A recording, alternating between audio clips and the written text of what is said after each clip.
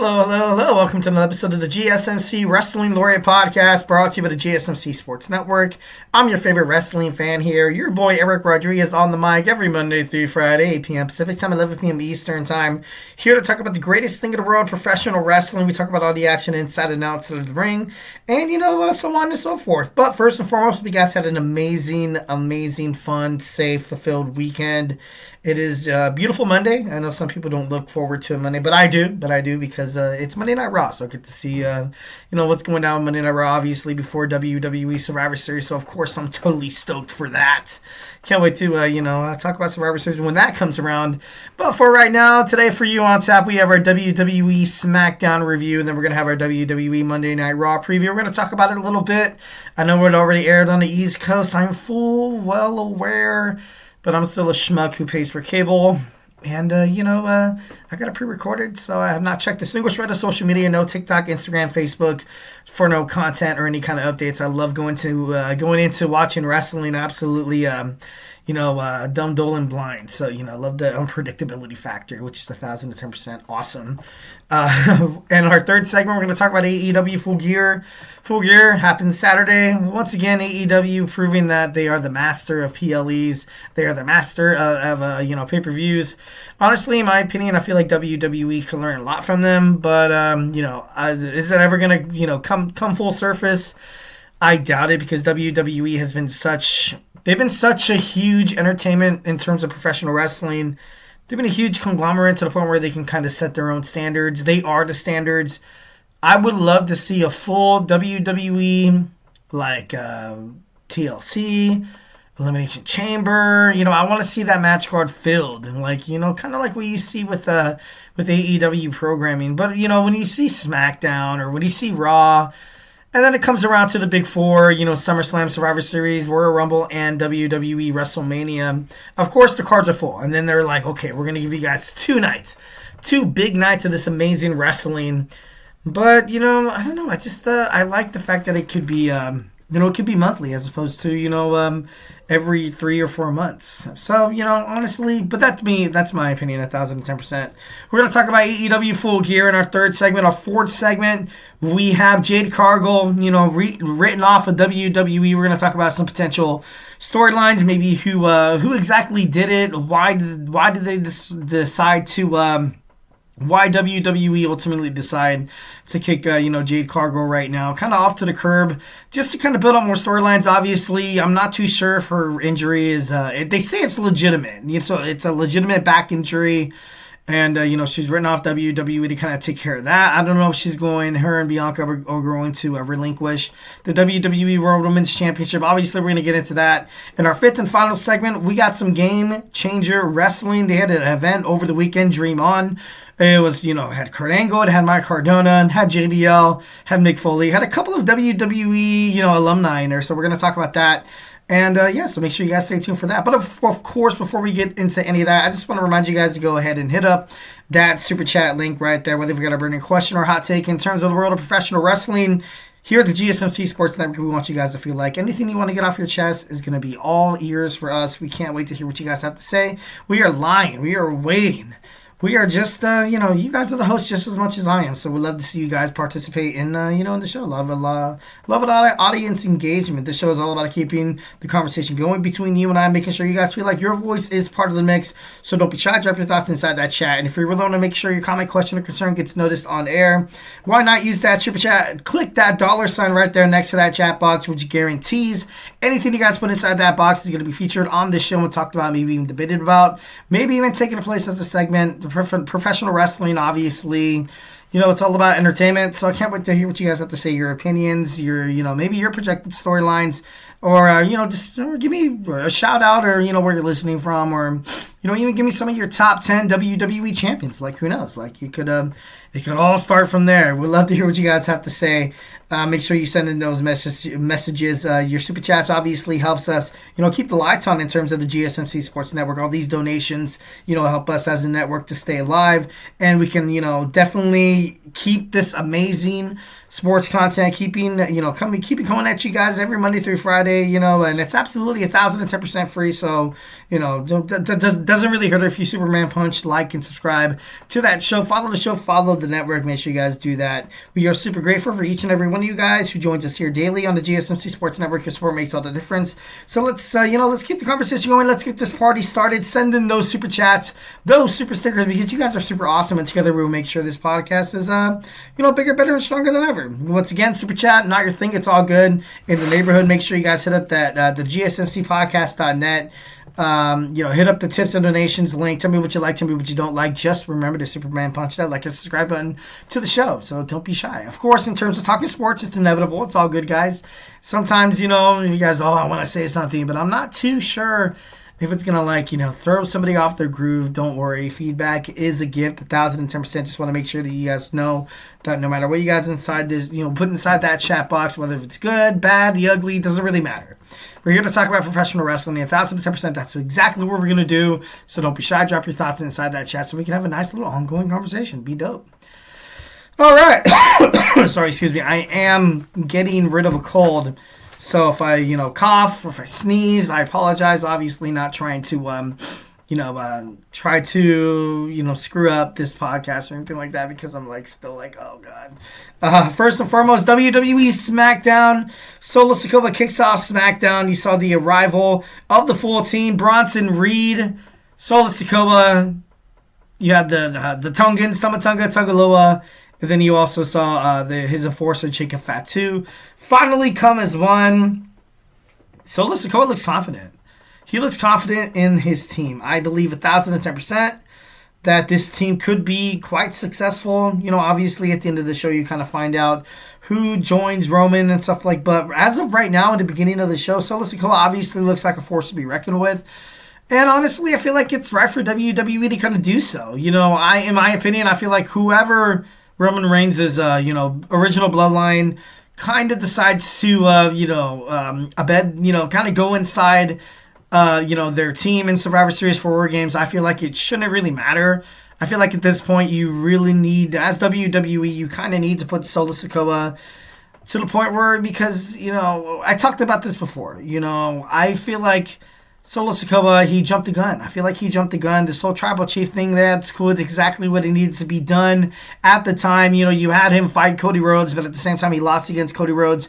Was he worthy enough to fight Cody Rhodes for the WWE Championship? Was it maybe a little, early or premature? Sure. Yeah, 1,010%. So you had Solo Sikoa assume this role of the tribal chief that nobody really took it. Nobody took him seriously. Mostly because people kind of thought to themselves, they're like, dude, this guy, out of 2 or 3 years, his win record, this guy's only won 2 or 3 matches in 3 years. That's ridiculous. That's crazy. So right now, if you kind of have to build that momentum to the point where you're trying to build up Solo Sikoa's character as the tribal chief, by all means, this is I feel like this needs to be a win for the new young bloodline. I believe 1,010% this is exactly what needs to happen. I feel like they need to beat Roman Reigns, the Usos, Sami Zayn, and whoever, just to kind of to establish themselves. I feel like that's what they need. Obviously, what you're messing with right now, and I know this might be kind of from an outside perspective looking in. I don't know. It's breaking kayfabe 1,010%, but you kind of have this new generation of wrestlers, you have Tamatonga, you have Tongaloa picked up from the independent wrestling circuits, and then you had Jacob Fatu picked up as well from the independent wrestling circuits. All these guys are young. They're younger than Jimmy. They're younger than Jay. They're younger than Sammy. They're younger than Roman Reigns.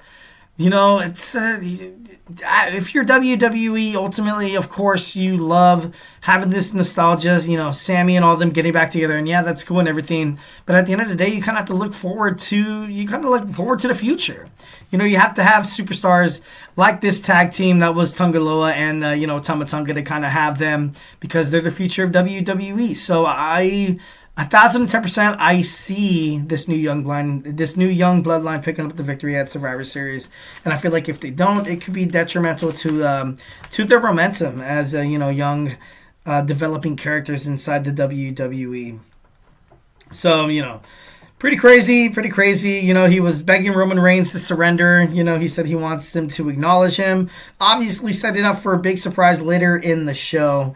All right, next we have a WWE Women's United States Championship qualifier. Well, not qualifier. We have a United States, we have a tournament match. We have Bianca Belair taking on Chelsea Green, taking on Blair Davenport.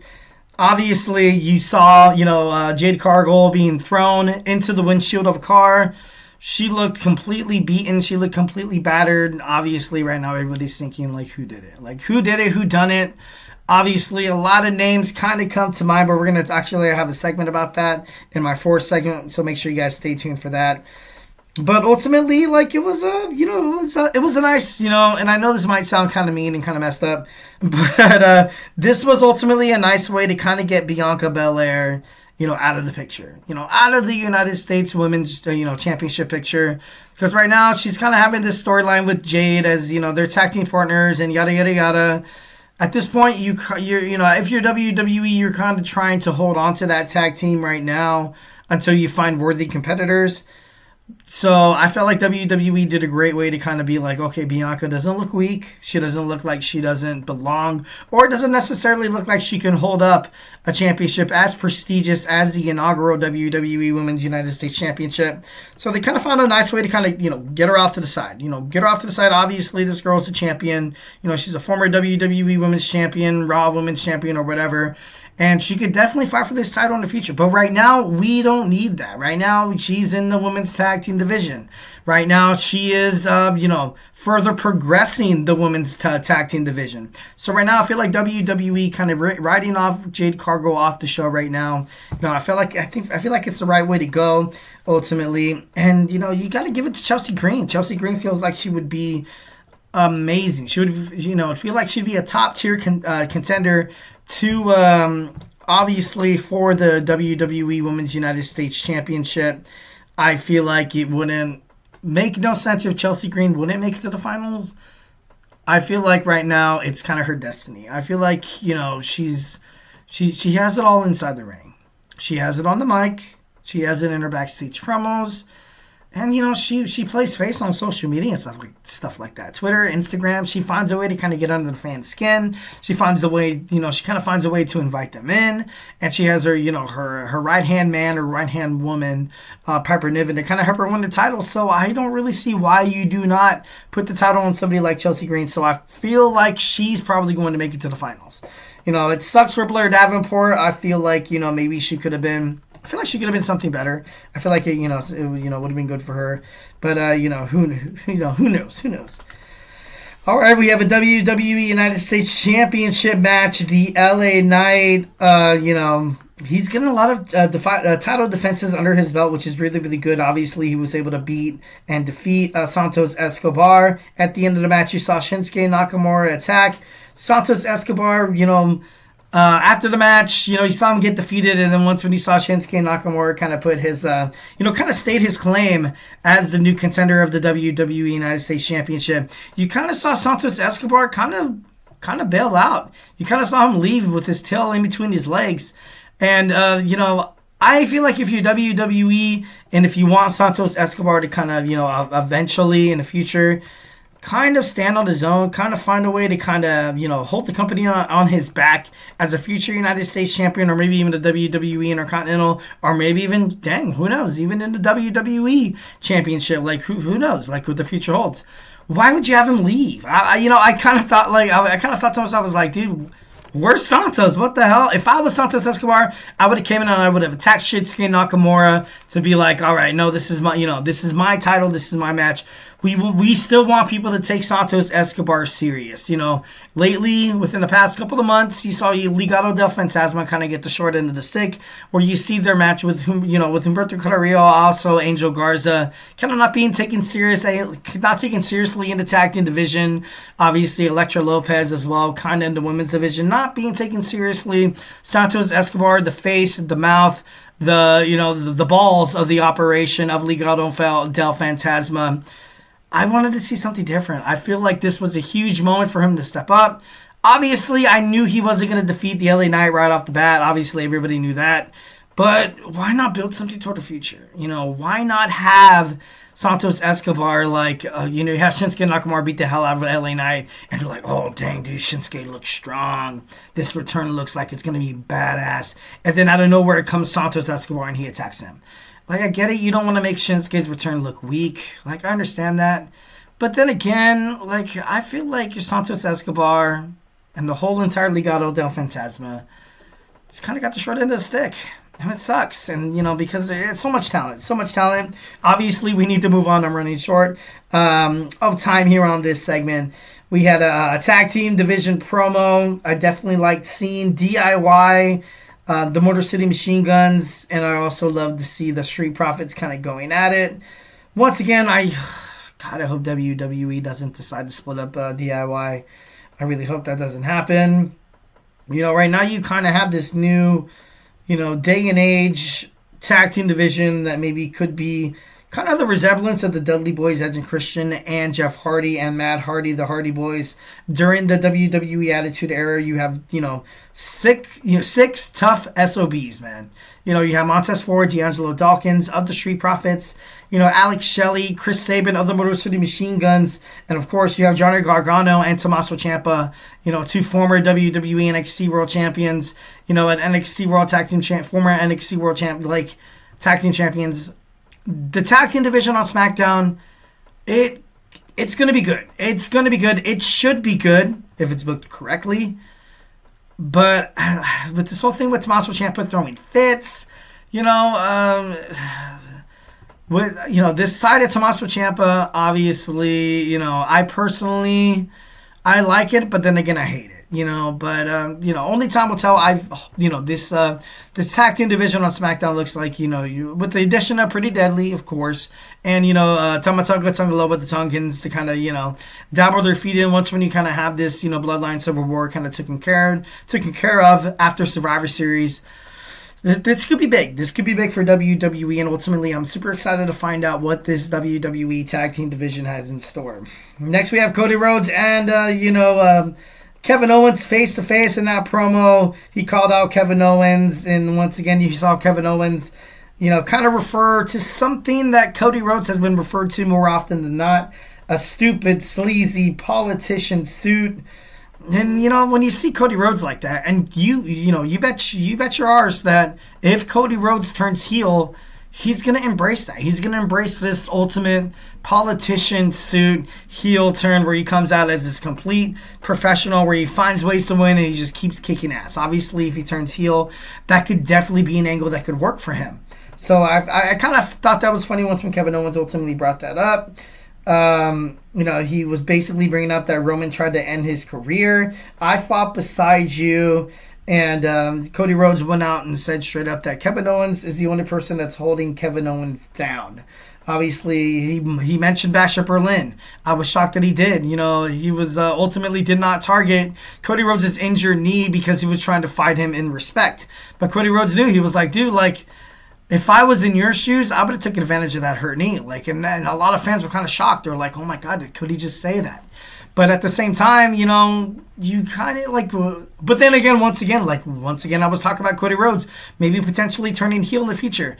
Being like, you will do anything it takes to win. If you come out the heel or the babyface, the narrative, the story, history is written by the victor. So ultimately, this could have been, it's going to be at WWE Saturday night's main event in December on NBC, streaming simultaneously on Peacock.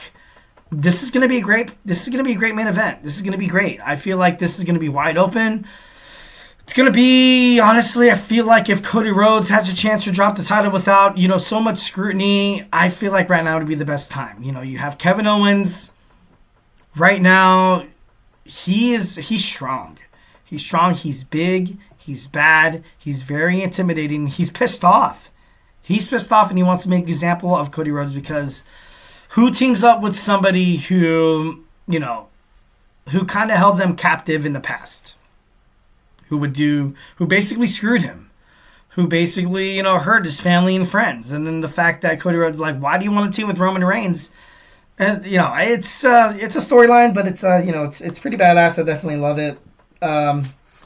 Next we have